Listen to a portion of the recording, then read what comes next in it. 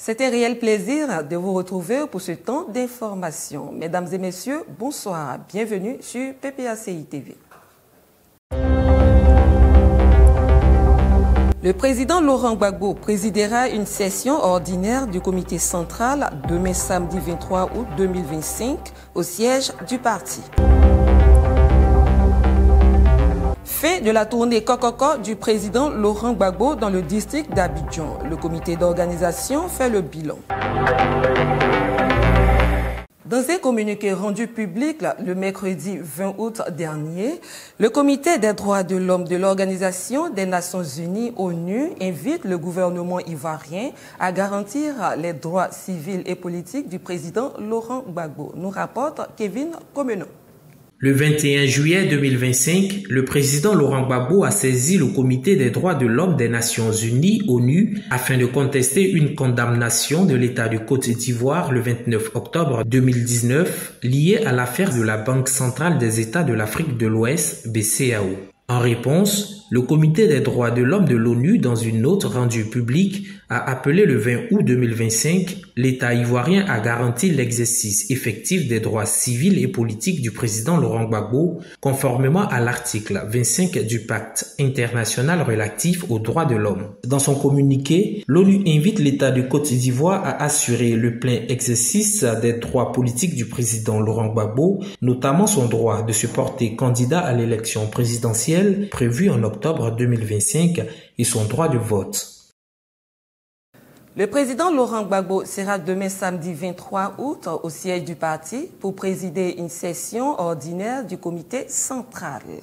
En effet, après le succès de sa tournée Kokoko dans le district d'Abidjan, le président du PPACI sera de nouveau devant sa direction afin de donner de nouvelles orientations au parti.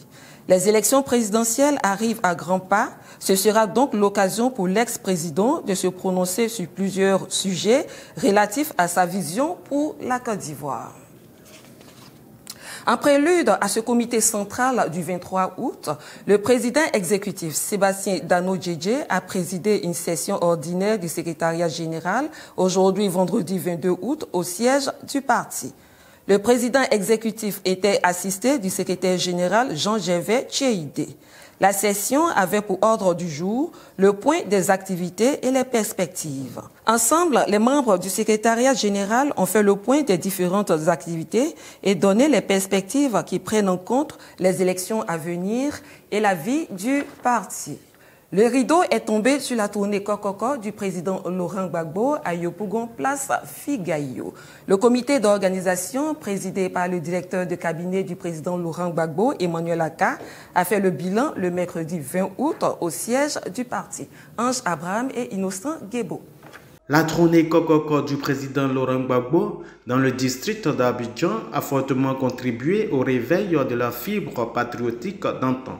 Les Ivoiriens, dans leur diversité, ont massivement répondu à chaque étape de la tournée. La finale à Yopougon le 16 août dernier a fait revivre les grands moments de communion du président Laurent Gbagbo avec le peuple. La communion à laquelle nous avons été habitués durant les moments chauds de l'histoire de notre pays de 2000 à 2011. À Yopougon, nous avons assisté à la réaffirmation de l'engagement mutuel pour la sauvegarde de la patrie en devenir. Les émotions, l'ambiance qui est inhérente au peuple ivoirien et surtout la synergie entre le leader et son peuple.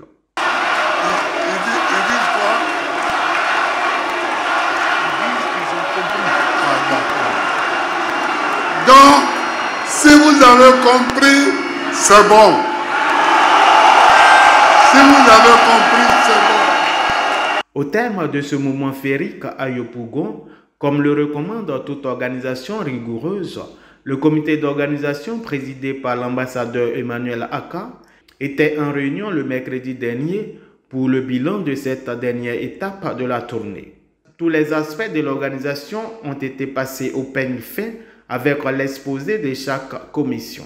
Étant donné qu'en matière d'œuvres humaines, la perfection n'est totalement pas requise, l'équipe a été félicitée pour les succès. Toutefois, pour tout ce qui n'a pas fonctionné comme convenu, le comité d'organisation a pris bonne note avec la promesse de parfaire les prochaines fois. Le président du comité d'organisation, l'ambassadeur Emmanuel Aka, est fier et remercie les militants sympathisants et les Ivoiriens dans leur ensemble. Le secrétaire général adjoint Blaise Lasme, en charge des Grands Ponts, a offert 2 splits armoires au parti afin d'équiper la grande salle de réunion. La remise du matériel s'est faite par son représentant, le camarade Wayoro Aimé, le 20 août 2025 dans les locaux du siège à la Riviera Bonoumé. Innocent Guébaud. Le mercredi 20 août 2025, le secrétaire général adjoint Blaise Lasme, en charge des Grands Ponts, a fait don de 2 splits armoires au parti pour la grande salle de réunion. Le représentant du secrétaire général adjoint, le camarade Wayoro Aimé, a apporté les splits au siège réceptionné par M. Jean-Martin Dassé. Le secrétaire à l'organisation de la Ligue des Jeunes et membre du cabinet de Blaise Lasme a traduit les mots du donateur. Je suis venu en ce jour pour faire un don au siège du parti au nom du SGA Blaise Lasme, SGA en charge de la région Les Grands Ponts. Il donne ces armoires-là à la direction du parti. C'est pourquoi je suis là. Au nom de la direction du parti, Jean-Martin Dassé, secrétaire national en charge des victimes, par ailleurs directeur du siège, a félicité le secrétaire général adjoint des Grands Ponts. Je suis honoré d'être là. Lasme Blaise, on le connaît très bien, c'est un de nos valeureux militants. Ce n'est pas la première fois qu'il fait des dons, donc on est tout heureux, on n'est pas surpris. Il faudra lui transmettre les remerciements sincères et militants du PEX, le professeur Danon Guégué, mais également du secrétaire général, l'honorable T.I.D. Gervais, qui logiquement s'occupe du quotidien au niveau du siège. Il a rappelé l'importance et la nécessité de doter de ces splits armoires la salle pour rendre agréable les moments de réunion qui vont se tenir. Jean-Martin Dassé a invité les cadres et responsables du parti à lui emboîter le pas à quelques semaines des élections. Le président exécutif Sébastien Dano-Djedje a conduit une délégation le mercredi 20 août dernier au domicile du coordinateur régional du Sud, Komoué Amankadjo, afin de lui porter la compassion du président Laurent Gbagbo suite au décès de son fils. Françoise Arabé. Le mercredi 20 août 2025, le président exécutif Sébastien Dano-Djedje a conduit, au nom du président Laurent Gbagbo, une délégation composée de plusieurs cadres et membres de la direction du parti au domicile du coordinateur régional PPACI du Sud Komoué, le camarade Amankadjo, afin de lui exprimer la compassion du président du PPACI pour la perte de son fils Aman Elogne Marc Hervé. Accompagné des membres de sa famille, le camarade Amankadjo a reçu le soutien de tous et de toutes. Affligé, il l'était, regard furtif, essuyant parfois des larmes. Après les échanges de nouvelles, la délégation a exprimé toute la compassion du président Laurent Gbagbo à l'égard de son collaborateur.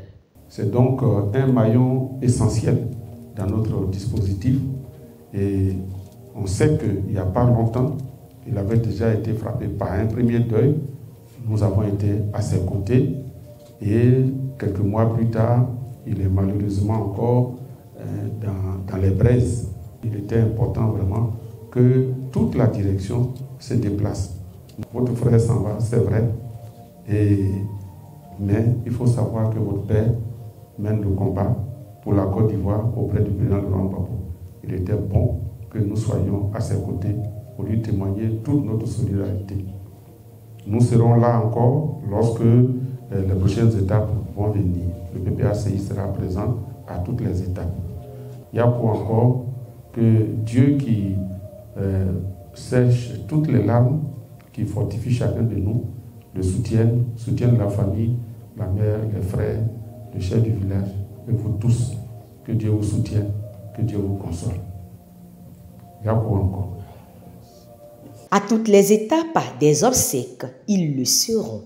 Oui, le PPACI, le Parti des peuples africains Côte d'Ivoire, parti panafricaniste, social et solidaire, sera aux côtés du coordinateur Amankadjo et toute sa famille. Elogne Marc Hervé Aman sera inhumé les jours prochains.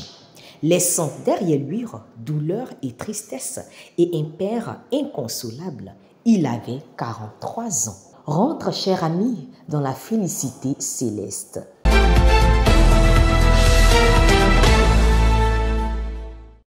Avec Kevin Comenon, faisons le tour de l'actualité internationale de cette semaine. Tunisie. La marche de l'Union générale tunisienne du travail a mobilisé 3500 personnes selon les estimations médiatiques. Annoncée à la suite de l'attaque le 8 août dernier de leur siège par des éléments du pouvoir tunisien, l'Union générale tunisienne du travail, UGTT, y compris des ONG et d'autres syndicats, ont manifesté hier jeudi 21 août de la place Mohamed Ali jusqu'à l'avenue Habib Bourguiba de Tunis. Les slogans scandés s'articulaient autour du respect du droit syndical, l'indépendance de l'UGTT ou encore les appels à défendre les acquis des travailleurs et à relancer un dialogue apaisé. La Tunisie passe par une phase délicate. Tous les fondements de la vie politique et civile se sont effondrés, a affirmé le secrétaire général de l'UGTT, Noureddine Taboubi. Pour rappel, le président Kais Saied concentre tous les pouvoirs depuis un coup de force en 2021. Niger, 47 morts et des milliers de déplacés à cause des inondations. Des pluies d'une grande intensité ont provoqué des inondations meurtrières. Selon la Direction générale de la protection civile du pays, le bilan fait état de 47 morts, 70 blessés et des milliers de déplacés. Des milliers de maisons se sont effondrées, des récoltes ont été détruites et du bétail emporté. Les autorités ont déployé une aide d'urgence, mais la saison des pluies n'est pas terminée. Pour les terres agricoles, la pluie s'est transformée en tragédie au Niger. Somalie. 3 anciens présidents dénoncent dans une lettre les agissements d'Hassan Sheikh, l'actuel président. En Somalie, une crise politique s'est ouverte après une lettre signée par le 5e président de l'État somalien, Abdi Kassim Salah Hassan, le 7e Sharif Sheikh Ahmed et Mohamed Farmajo, président jusqu'en 2022. Ces anciens présidents somaliens ont dénoncé la corruption et le pillage de biens nationaux. Ils accusent l'actuel président Hassan Sheikh Mohamoud d'avoir illégalement vendu des terres publiques situées dans le quartier de Tarabuka à Mogadiscio pour un projet immobilier privé. Les opérations de déguerpissement du site menées par les forces de sécurité ont dégénéré en affrontements violents avec la population. Selon la société civile, au moins 20 personnes ont perdu la vie lors de ces événements. C'est sur cette note que nous refermons ce journal. Et comme annoncé en début de cette édition, le comité central se tiendra demain avec la présence effective du président Laurent Gbagbo. Merci de nous avoir suivis. Au revoir.